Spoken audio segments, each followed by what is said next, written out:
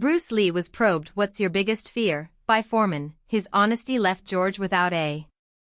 Bruce Lee and the mirror of fear. George Foreman would never forget that moment. The training gym in Oakland, California, smelled of sweat and old leather, the sound of punches on the punching bag echoing like a relentless metronome. Bruce Lee, thin but explosive, stopped suddenly, wiping his face with a towel. His dark eyes, always alert, fixed on Foreman with an intensity that made even the most experienced fighters stir. "What's your biggest fear, George?" The question caught Foreman by surprise. It wasn't a physical challenge, it wasn't a provocation about technique or strength. It was something deeper, something no coach or sparring partner had ever asked. He hesitated, fists still wrapped in bandages, the weight of the question pressing into his chest like a phantom punch. "Fear," he repeated, frowning. "I'm not afraid of anything. I've faced bigger, stronger, faster men. I've taken down champions." Bruce smiled, a smile that didn't reach his eyes. "Everyone is afraid. Even lions can smell fire. The difference is what you do with it." Foreman crossed his arms, irritated. He didn't like being challenged like that, not by a man who barely came up to his shoulder. But there was something in Bruce's voice, a raw sincerity, that kept him from looking away. "Okay. If you want to know." He took a deep breath. "I'm afraid of being forgotten. Of fighting, winning, and at the end of the day, no one will remember my name. That all this sweat, all this blood, won't mean anything." Bruce nodded slowly, as if expecting exactly that answer. "That's an honest fear. But you're looking in the wrong mirror. Like this? You think immortality comes from victories. But victories are just numbers. What remains is what you leave in people. In the ring, you can be a monster, George. But outside of it?" Bruce pointed to his chest. "In here, you're just a man. And men are remembered for what they inspire, not what they destroy." Foreman felt the weight of the words like a hook to the jaw. I had never thought about that. For him, fighting had always been a matter of survival, of proving something to himself and the world. But Bruce was talking about legacy, about something that went beyond belts and applause. "And you," Foreman replied, trying to regain control of the conversation. "What is your fear?" Bruce didn't hesitate. "Losing control. Not of my body, but of my mind.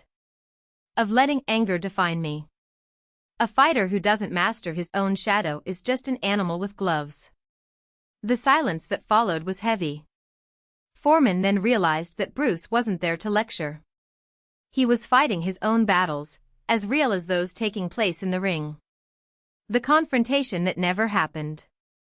Weeks later, Foreman was scheduled to face an up-and-coming Brazilian fighter, a young man named Carlos Treveo Mendes, known for his aggression and an unorthodox style reminiscent of Bruce Lee.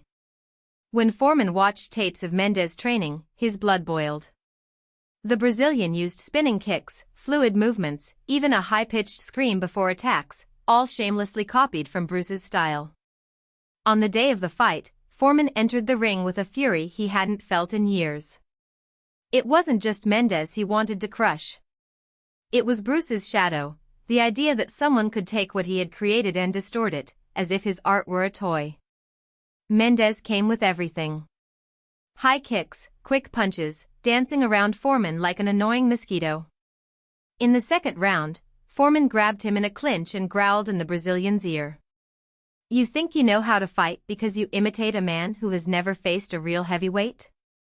Mendes smiled, bleeding from his lip. "I don't imitate. I evolve. Bruce taught me that fighting is like water. You are stone, Foreman. And stone breaks." Foreman exploded. A cross punch hit Mendes squarely, knocking him down. The audience roared. But as the referee began counting, Mendes staggered to his feet and spat blood onto the ground. "Is that it? That's all you have?" Foreman advanced, but something stopped him. A memory. Bruce's voice, A fighter who doesn't master his own shadow is just an animal with gloves. He lowered his fists. Mendes, confused, stopped in the middle of the ring. What is it? Scared? Foreman took a deep breath. Then, to everyone's surprise, he turned and walked to his corner. He took off his gloves and threw them on the floor. I give up. The entire gym was silent. Mendes didn't believe it. The judges didn't believe it. Foreman left the ring to booze, but with a strange sense of relief. The legacy. Years later, George Foreman became one of the biggest names in boxing, not just for his victories, but for his reinvention. After losing the title, he walked away from the sport, found faith, and came back older, wiser, to win back the belt at age 45, something no one had ever done. In an interview, he was asked about the moment he gave up the fight against Mendes. I realized I was fighting the wrong ghost, he said. Bruce Lee was not my enemy. My enemy was the fear of not being enough. And the only way to overcome that was to stop fighting others and start fighting for something bigger. As for Bruce, he never mentioned that conversation again. But in one of his last interviews, before his untimely death, he was asked what he was most proud of in his career. It wasn't the movies. It wasn't the fights. It was seeing men like Foreman look inside themselves and choose to be more than just fists. That's true kung fu. And so, without trophies or speeches, two men who had never faced each other in the ring left a mark that no punch could erase. The weight of silence. George Foreman didn't give up the fight against Mendes overnight. It was a slow process, like a wound that heals slowly, leaving a mark that doesn't go away, but also doesn't hurt anymore. In the months following that conversation in the locker room, he still got into the ring, still knocked out opponents, still heard the crowd's screams calling his name. But something had changed. He was no longer the same man who entered the octagon with his fists clenched and his eyes empty, looking to prove something that no one had ever asked him to prove. Mendes, in turn, continued training fighters, but began to accept only those who demonstrated more than brute strength. I want to see if you have a heart, he said, observing them with that penetrating gaze that seemed to see beyond the skin. Some gave up right there. Others, like a young man named Carlos, who arrived at the gym with shaking hands and a history of defeats, found him not a coach but a mirror. Carlos did not become champion. But one night, after a lost fight, Mendes found him sitting in the corner of the locker room, silently crying. Instead of yelling, she sat down next to him and said, "You fought. That's more than most people do." Meanwhile, Foreman began attending a small community center in Houston, where he taught boxing to children. It wasn't a glamorous job. There were no spotlights, no million-dollar contracts. But there, amidst the shouts of George of boys barely taller than his waist, he found something he had never felt in the ring: peace. One day, a boy named Jamal, thin and with eyes filled with an anger Foreman knew well, asked, "If I train hard, will I become as strong as you?" Foreman looked at him, remembered his own reflection at 16, and replied, "Strong isn't just hitting. Strong is not giving up when everyone says you can't." Bruce's last round. Bruce Lee never spoke about Foreman in public again. But those who knew him well noticed a subtle change in the way he taught. Before, he told students that Kung Fu was about taming the body and mind, about being unbeatable. After that night in the parking lot, he started talking more about balance. "A fighter who only knows how to attack is like a tree without roots," he once told a group of disciples. It falls in the first storm. In the last months of his life, Bruce dedicated himself to a project that few knew about, a book about the lessons that combat taught outside the ring. He wrote by hand, in spiral notebooks, sentences that mixed philosophy, poetry, and technique. One of them said, "The true master is not the one who never falls, but the one who learns to get up without needing someone to count to 10. When he died in 1973, the manuscript was incomplete. But among the loose pages, his students found a note about Foreman, written in pencil, as if it were a thought he hadn't had time to develop. "Some men carry the weight of the world on their shoulders. Others learned to carry it in their hands, as if it were an offering. The reunion. 20 years later, George Foreman was at a charity event in Los Angeles when he saw a man in a light suit standing near the exit, watching him with a discreet smile. It was Mendez. The two hadn't spoken since that night in the parking lot, but no time seemed to have passed. Mendez reached out first. "You've aged well, George." "You don't look that bad either," Foreman replied, squeezing his hand tightly. They talked for almost an hour, while the guests milled around, oblivious. Mendez said that he now trained fighters for MMA competitions, but that his real work was with war veterans, teaching them how to channel their anger into something that wouldn't destroy them. Foreman talked about the kids at the community center, about how one of them, Jamal, had just been accepted to a university on a scholarship. "He still trains with me on Saturdays," he said, proudly. Before saying goodbye, Mendez took a yellowed photo from his pocket. It was the image of a young Bruce Lee, standing in the doorway of his Oakland gym, with a smile that mixed confidence and vulnerability.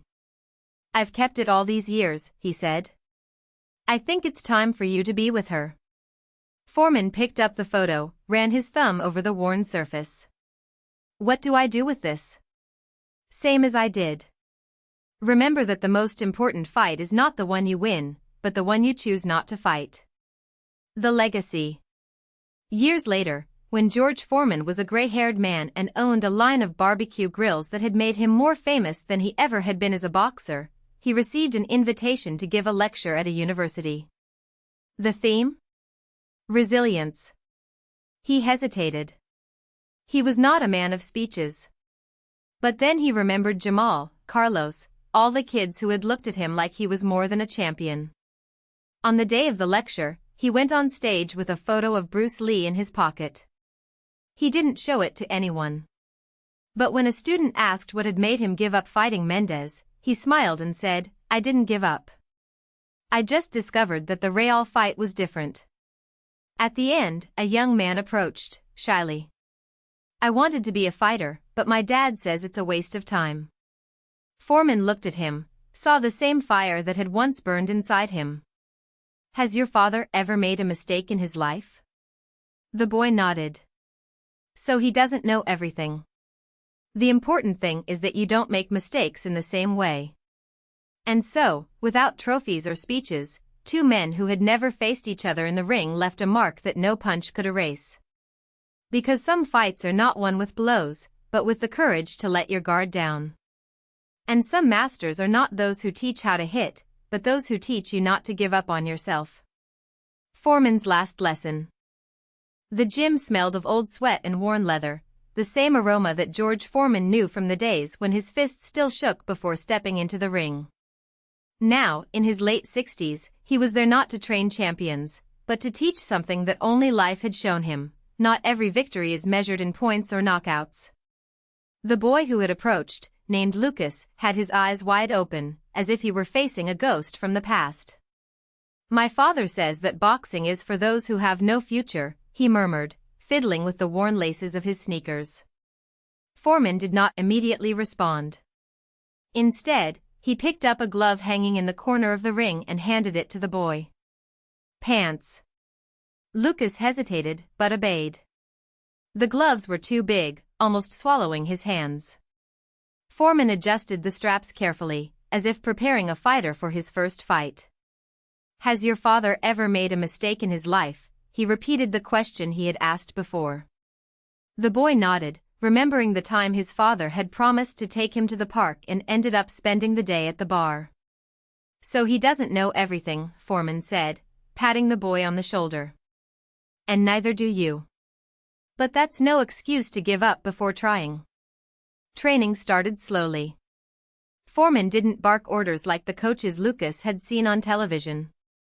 Instead, he corrected patiently, showing how to rotate the hips on the jab, how to breathe between punches. "Boxing is not just strength," he explained, while holding the punching bag for the boy to hit. "It's strategy. It's knowing when to advance and when to retreat. It's understanding that, sometimes, the best defense is not to defend yourself, Lucas hit the bag with more force than he intended, and the impact echoed through the empty gym. Foreman smiled. That's it. Now tell me, why do you want to fight? The boy dropped his hands in surprise. No one had ever asked him that. Because I don't want to be weak, he replied, after a long silence. Foreman nodded, as if that was the answer he was expecting. Weakness is not knowing how to fight. Weakness is giving up on yourself before discovering what you are capable of. Meanwhile, on the other side of the city, Mendez watched his gym full of young prospects, each of them dreaming of being the next champion. He was still the same man as before, rigid, relentless, convinced that only the strongest deserved to win. But something had changed in him too. Years earlier, after a humiliating defeat to a fighter he considered inferior, Mendez had questioned everything. Not the technique, not the strategy, but the purpose. Why continue? Why train kids if, in the end, most of them would end up giving up or being crushed by life? It was then that he heard about Foreman. Not the champion Foreman, but the Foreman who now taught in a rundown gym, without sponsorships, without spotlights. Curious, Mendez went there one afternoon. He hid in the shadows, watching the former champion train a group of teenagers who could barely throw a punch properly. There was no anger in Foreman's movements, nor the calculating coolness that Mendez valued so much. There was something more: patience. Faith. As if he knew that, in the end, what mattered was not the knockout, but the fact that those boys would still be standing. Mendez left before Foreman saw him. They didn't exchange words, but something settled inside him that night. Perhaps the real fight was not against an opponent, but against one's own need to win at any cost.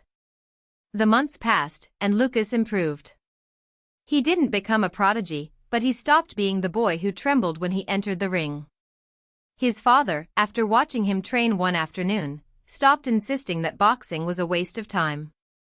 There was no dramatic conversation, just a respectful silence, as if he finally understood that his son wasn't running away from anything, he was, in fact, running towards something. One morning, Foreman arrived at the gym and found a letter on the counter. He recognized Mendez's handwriting right away. I'm not going to apologize. But maybe we've been fighting the wrong fight all along. If you ever need help keeping this place open, let me know. Foreman folded the paper and put it in his pocket. It was not a surrender, nor a truce. It was something simpler and deeper, the recognition that, sometimes, the adversary is not the enemy. Sometimes he's just a man who, like you, is trying to figure out what the hell he's doing with his life. On the last day of training before vacation, Lucas asked if Foreman still dreamed of the ring. The old fighter laughed, a hoarse and genuine sound. Every day, he replied. But now I dream of other things too. Of boys who learn to pick themselves up. Of fathers who stop telling their children what they can't be. Of men like Mendez who realize that winning isn't everything. Lucas looked at his hands, still marked by the calluses from his gloves. What if I'm not good enough? Foreman grabbed the boy's chin, forcing him to face him. You already are. Not because you can throw a punch, but because you're still here. Because when you fall, you'll get back up. That's being good enough. And so, without spotlights or cameras, two men who had never faced each other in the ring taught a lesson that no champion could impart, that the greatest victory is not over each other, but over the fear of never trying. That some fights are won with blows, others with words, and the most important ones, these, are won simply by not giving up.